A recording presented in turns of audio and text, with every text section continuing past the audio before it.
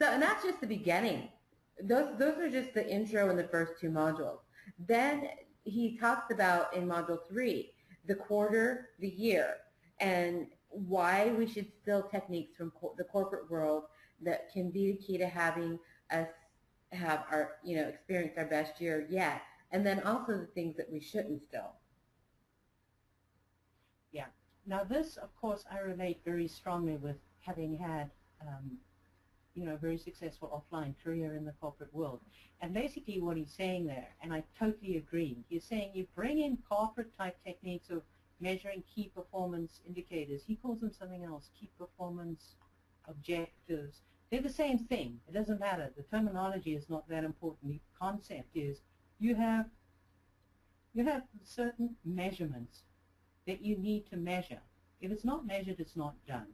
And that is typically a corporate type technique where you set your objectives. Each division has its budget, each division has its objectives, and you roll it down to each individual person so that the overall corporate objectives can be met. And that's what he's addressing here. This is what he's saying, stealing techniques from the corporate world. He says Will comes from a corporate background, and he brings those techniques into Rapid Crush. And he says that has definitely been a very strong factor in their development. Because you put your number down, you have to meet your number. And yeah, I can definitely understand that, having run divisions myself.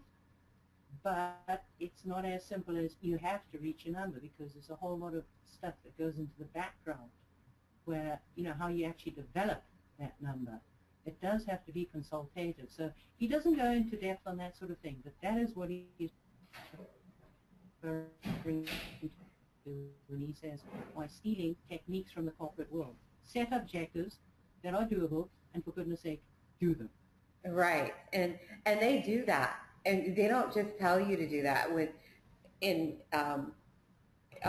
said AC is their CPA now. I think that's her name. But she gets on them good. She'll give them a number, and then they freak out about it for a minute, like they said at the event. But then they calm down and they figure out how to reach their goal, and they reach their goal. And so by doing that, as he says here in the sales letter, it has given them a massive edge on their competition. I mean, really, nobody can ever touch, when they decide that they're going to be an affiliate for a product that's coming out, no one can really ever touch Jason and Wilson's bonus for signing up through their link. I've yet to see it.